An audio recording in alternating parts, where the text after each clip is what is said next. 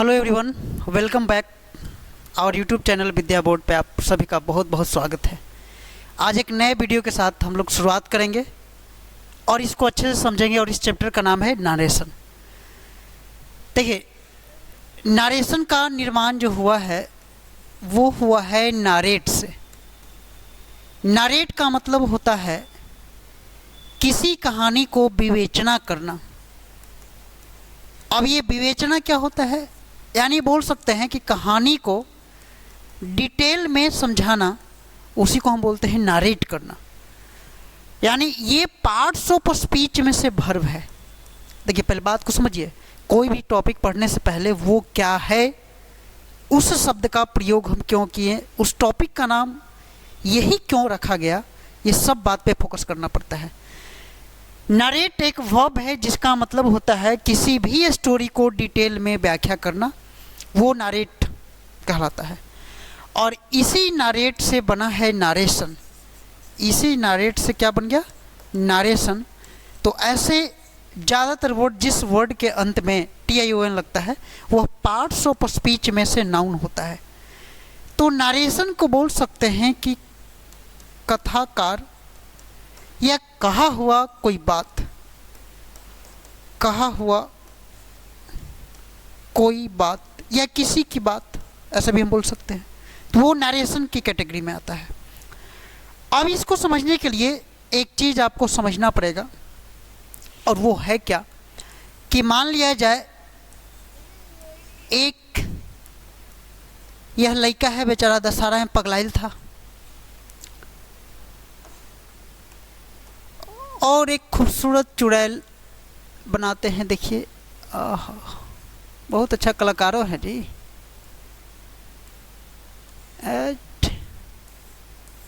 अरे से बाल लहरा रहा है।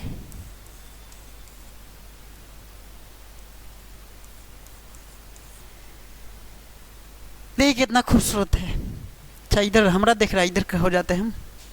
चलिए, ये बेचारा एक चक्कर में सब बाल उड़ा दिया, चारों को बचा, क्या कीजिएगा। हुआ ये दोनों आपस में कहीं, मान लो मेले में कहीं चाट चाउमीन खा रहा होगा, कहीं कोई होटल में घुस के। अब एक गांव वाला देख लिए, आप लोग जैसे एक ढकलेल दोस्त था, वो ढकलेल दोस्त देखा, इसको नाम एक रख देते हैं तब ज़्यादा समझ में आएगा। इसको नाम रख देते हैं, कौन ढकलेल टाइप पे लेकिन ज़्यादा रहता है, जैसे गोलू, नाम से तो सीधा लग रहा है। इसको नाम रख देते हैं चुड़ैल। अब किसी का हम नाम लेंगे तो हो सकता है जो तुम लोग देख रहे हो बोला कि सर मेरा नाम लिए हम डिसलाइक करके जाएंगे, तो ऐसा नहीं है, इसलिए हम नाम चेंज कर दिए चुड़ैल, और इसी क्या नाम है, गोलू। अब मान लो कि दोनों कहीं पे बात उत कर रहा है, प्यार वाला बात, बहुत बढ़िया से, कि मेला तुम्हारे चक्कर में 4 बार ज़्यादा घूम लिए। आई देख लिया कि अच्छा इन्हें तो नहीं दोनों है। ये गया किसके पास, गोलू के पिताजी के पास। अब बोला चाचा तोहर बेटवा ट्यूशन ना जावा। अब सुनो बात को, ये गोलू इससे जो बात बोला ये मान लो कि सुन रहा होगा। अब इसके पिताजी से जाके जो भी बात बोलेगा ना, वो नारेशने में बोलेगा। देखो कैसे पढ़ाई है, बहुत मज़ेदार है समझना नारेशन। देखो, ये गोलू इसको से क्या बोला, पहले बात को तुम समझो। अगर हम देहाती भाषा में बोले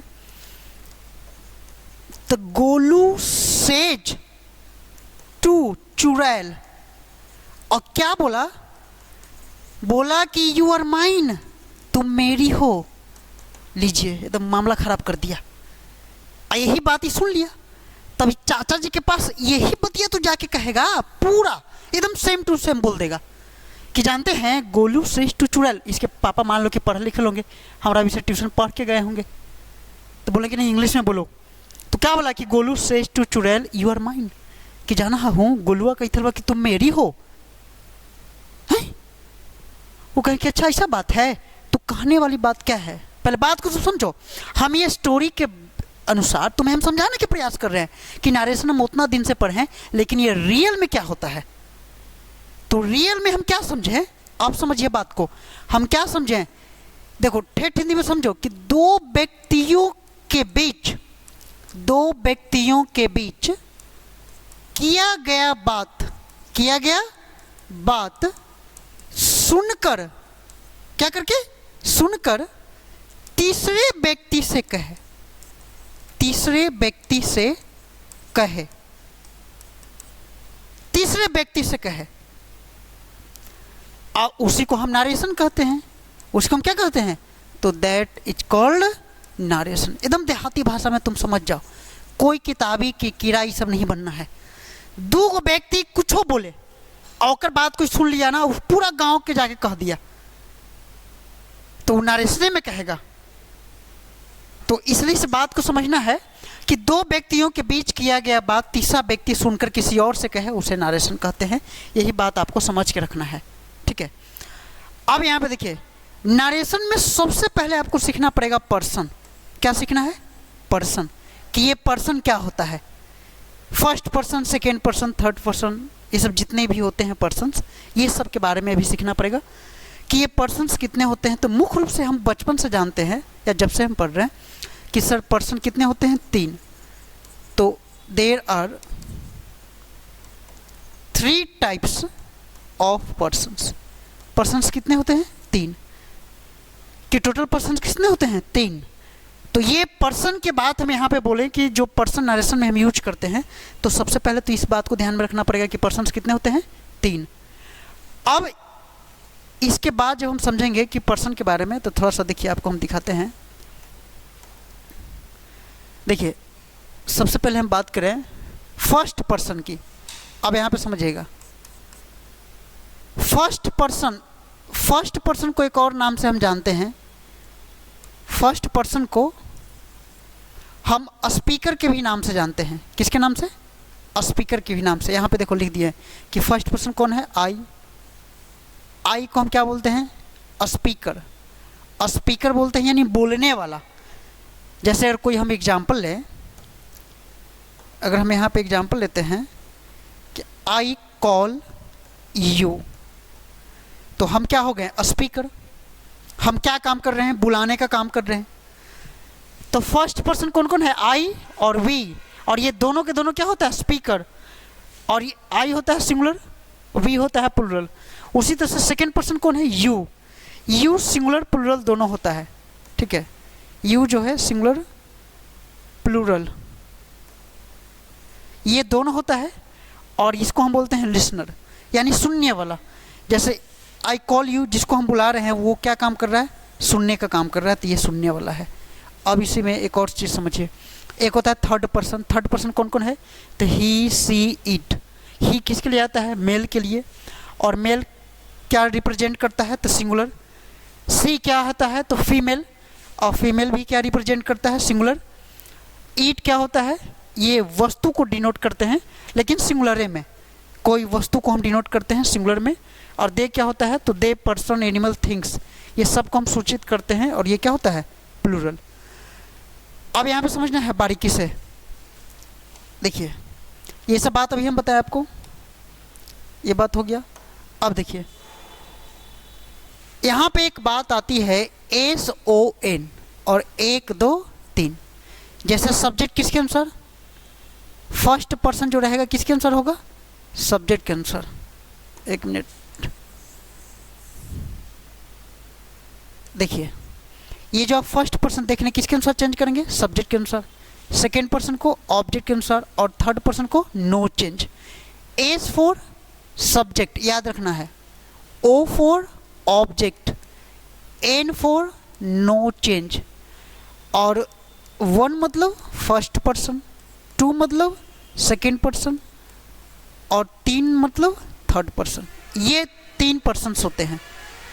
अब यहाँ पे ये पर्सन्स को चेंज करने का तरीका आपको समझना पड़ेगा कि इसमें जो सब्जेक्ट है, ऑब्जेक्ट है, ये हमको देखना है किस में, कि सब्जेक्ट ऑब्जेक्ट किस में है, तो रिपोर्टिंग वर्ब में। किस में देखना है, रिपोर्टिंग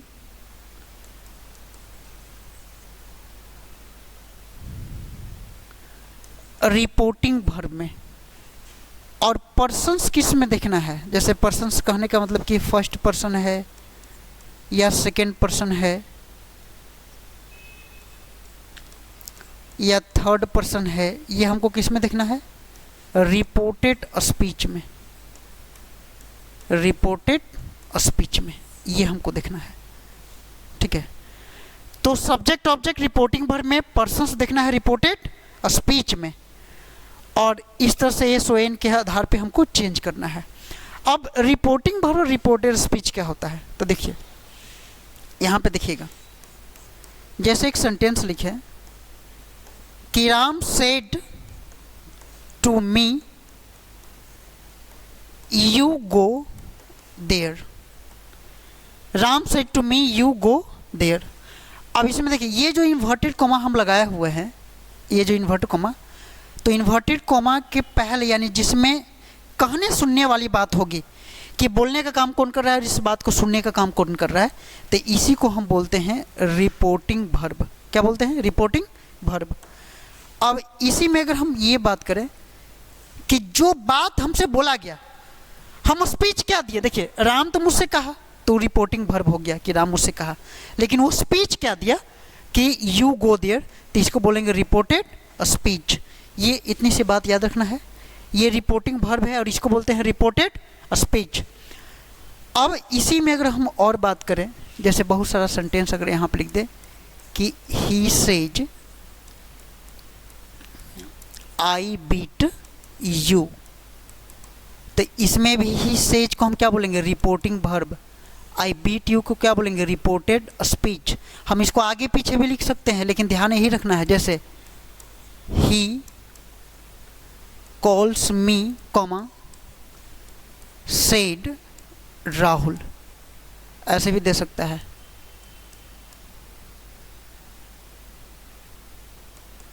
ऐसे भी दे सकता है, तो इसको भी बोलेंगे रिपोर्टिंग वर्ब और इसको भी बोलेंगे रिपोर्टेड स्पीच। मतलब सेंटेंस कोई भी रहे जिसमें सेज, से, सेड और बहुत सारा ऐसा वर्ब रहे जो वहाँ पे बोलने के काम करे, लेकिन क्या बोला ये बाद में लिखा हुआ रहे, तो उसको हम बोलते हैं रिपोर्टेड स्पीच, और जो बोलने का काम करे उसको बोलते हैं रिपोर्टिंग वर्ब। इतनी सी बात। अब यहाँ पे देखो, इसमें अगर हम ये बात समझें कि देयर आर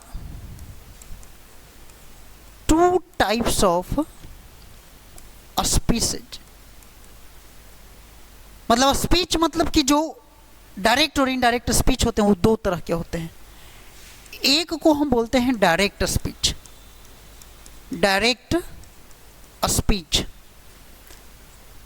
और दूसरे को बोलते हैं indirect speech, indirect speech.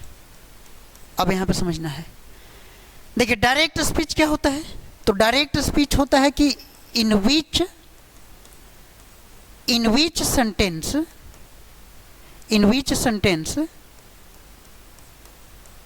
inverted commas is presented, यानी जिस वाक्य में इन्वर्टेड कॉमा उपस्थित रहेगा वो क्या कहलाएगा? Direct speech. और दूसरा इनडायरेक्ट में in which sentence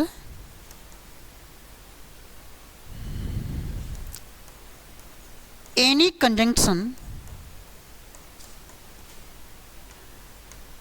is presented, जिस वाक्य में कोई ना कोई कंजंक्शन होगा वो इनडायरेक्ट स्पीच कहलाएगा, और जिस वाक्य में कोई ना कोई नहीं मतलब इन्वर्टेड कॉमा होगा वो डायरेक्ट स्पीच कहलाएगा। यही दो तरह के होगा। तो जो आपका क्वेश्चन रहेगा ना इन्वर्टेड कॉमा वाला, तो वो है डायरेक्ट, और हमको चेंज करने के लिए रहता है इनडायरेक्ट। या ये भी हो सकता है कि एग्जाम में इनडायरेक्ट दे और डायरेक्ट में हम चेंज करेंगे। दिख रहा है ना ये सब? ठीक, फेस खाली नहीं दिख रहा है। अच्छा, वो तो बिजली आ जाएगा तो हो जाएगा। फेस से क्या लेना देना है, हम तो स्मार्ट ऐसे ही हैं, लोग तो जान ही रहे हैं।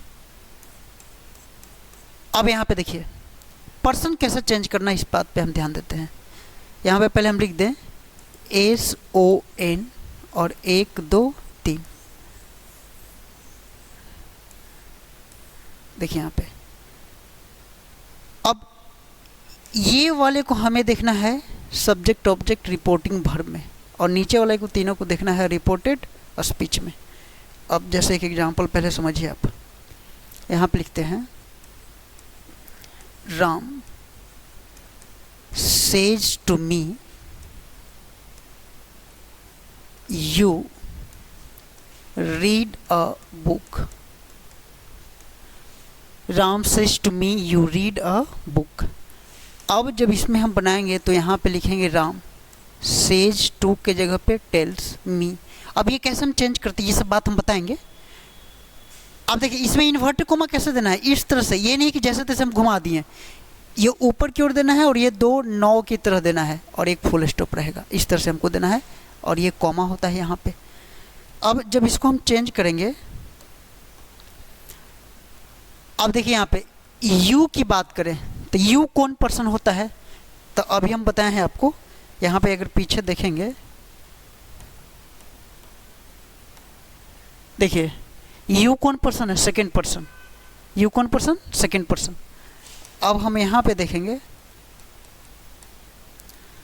तो सेकंड पर्सन किसके अनुसार चेंज होता है, ऑब्जेक्ट के अनुसार। तो यू सेकंड पर्सन है, किसके अनुसार चेंज होगा, ऑब्जेक्ट के अनुसार। तो क्या लिखा हुआ है, मी। तो मी का सब्जेक्टिव में हम क्या चेंज करेंगे, तो यू की वैल्यू खत्म हो जाती है, फिर मी का। तो अब तुम्हें ये भी याद रखना है कि जैसे आई का ऑब्जेक्टिव होता है मी, ठीक है, तो ये सब्जेक्ट ऑब्जेक्ट भी ध्यान में रखना है। तो मी के अनुसार चेंज करेंगे तो इन्वर्टेड कोमा की जगह पे दैट लगाना है, और मी के अनुसार चेंज करेंगे तो क्या लगाना है, आई। आई और प्रेजेंट में जब रिपोर्टिंग वर्ब रहे तो टेंस चेंज नहीं करना है, तो रीड अ बुक, ठीक है, इस तरह से।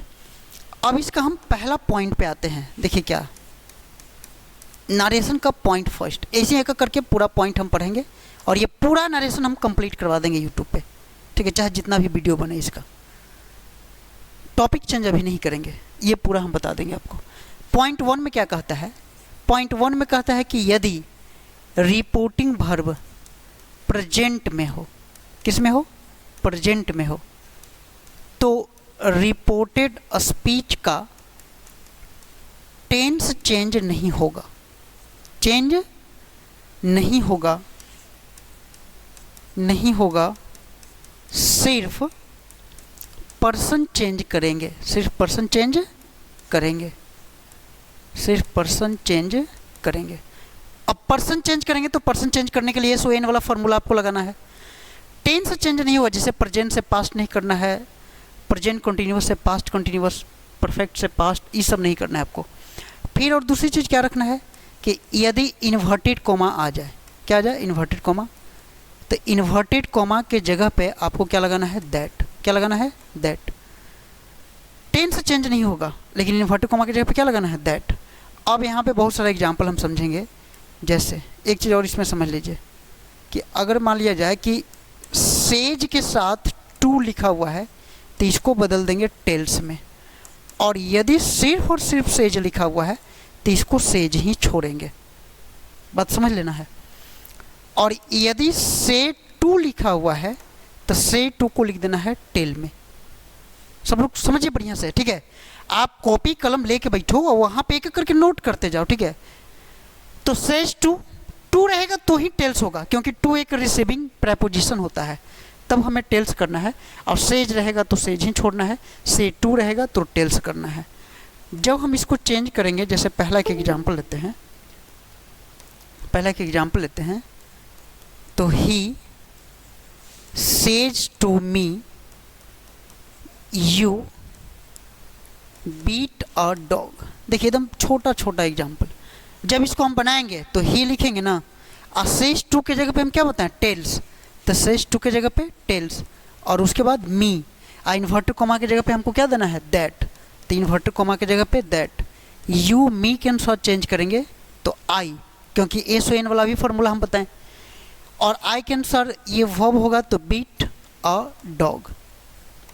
दूसरा देखिए, अगर हम दूसरा लिखें तो जैसे लिखते हैं कि यू से आई राइट अ लेटर। अब जब हम इसको बनाएंगे तो यू से आई इन्वर्टेड कोमा की जगह पे दैट, क्योंकि इसमें टू है ये नहीं है तो फिर टेल्स में हम नहीं बदलेंगे। अगर टू रहता तब हम टेल्स में बदलते, तो इन्वर्टेड कोमा की जगह पे दैट, और आई कौन पर्सन, फर्स्ट पर्सन, तो किसके अनुसार, सब्जेक्ट के अनुसार, क्योंकि ये सो एन वाला फॉर्मूला भी लिखे थे ना, तो फर्स्ट पर्सन सब्जेक्ट के अनुसार, और सब्जेक्ट ऑब्जेक्ट देखना है रिपोर्टिंग वर्ब में, तो इसमें ये सब्जेक्ट है तो इसके अनुसार आई को चेंज करेंगे तो हो जाएगा यू, और ये प्रेजेंट में है तो यू के साथ राइट के जगह पे क्या हो जाएगा, राइट अ लेटर। तो इस तरह से हमें क्या करना है, चेंज करना है। और समझिए एग्जाम्पल, इसको अभी रहने देते हैं यहाँ पे। देखिए और एग्जाम्पल क्या कहता है, जैसे तीसरा एग्जाम्पल, अभी बहुत सारे एग्जाम्पल हम आपको बताते हैं। जैसे they say to Rani, you go to a school daily, you go to a school daily. अब ये आपका क्वेश्चन है, जब इसको हम बनाएंगे तो दे से टू के जगह पे टेल, उसके बाद क्या लिखा हुआ है, रानी, इन्वर्ट कोमा के जगह पे दैट, यू रानी के अनुसार तो क्या हो जाएगा, सी, अगो का goes, to a school daily. इस तरह से हमको करना है, ठीक है। तो they tell Rani that she goes to a school daily. अब इसमें ये समझना है, चौथा एग्जाम्पल देखिए, ये प्रेजेंट है ना, तो हम सी के साथ तो VA5 ना लगाओगे, अब यू के साथ V1 है लेकिन सी के साथ तो गोज ही आपको लगाना पड़ेगा, इतनी सी बात। अब आगे देखिए, Ram says to his brother, Ram says to his brother, I complete my work. अब जब इसको हम चेंज करेंगे तो यहाँ पे क्या लिखेंगे, Ram tells his brother that, अब आई राम के अनुसार चेंज करेंगे तो क्या होगा, ही कंप्लीट्स माई कौन पर्सन, फर्स्ट पर्सन तो सब्जेक्ट के अनुसार तो क्या हो जाएगा, हीज और वर्क। अब यहाँ पे देखिए, ये पजेसिव केस भी आपको याद रखना पड़ेगा। तो आज वाला वीडियो में हम ये पॉइंट फर्स्ट खाली हम बताएं, जो प्रेजेंट वाला सिर्फ और सिर्फ हम चेंज किए हैं, ठीक है। कल के वीडियो में हम इसका अगला पॉइंट 2 में हम आएंगे। ये नरेशन का पूरा वीडियो मिलेगा, हर एक टीचर्स का जो भी टॉपिक का स्टार्ट होगा वो पूरा का पूरा वीडियो मिलेगा। आप एकदम बढ़िया से इसको पढ़िए, समझिए, कॉपी पे नोट डाउन कीजिए। अभी साइंस वाला सर का, मैथ का भी वीडियो आपके पास आएगा, तो एक एक करके पूरा बारीकी से पढ़िए, इसको ज़्यादा से ज़्यादा शेयर कीजिए। देखिए इस चैनल पे जितना भी पढ़ाई होगा ना वो बिल्कुल ऑथेंटिक है, इसमें नो डाउट। अभी आप देखे भी होंगे या इसके पहले वाला वीडियो में भी देखे होंगे, डिस्क्रिप्शन में सारे वीडियो का लिंक्स दिया गया है, ठीक है। आप उसको बढ़िया से पढ़िए और समझिए। चलिए आज इतना रहने देते हैं। थैंक यू सभी को।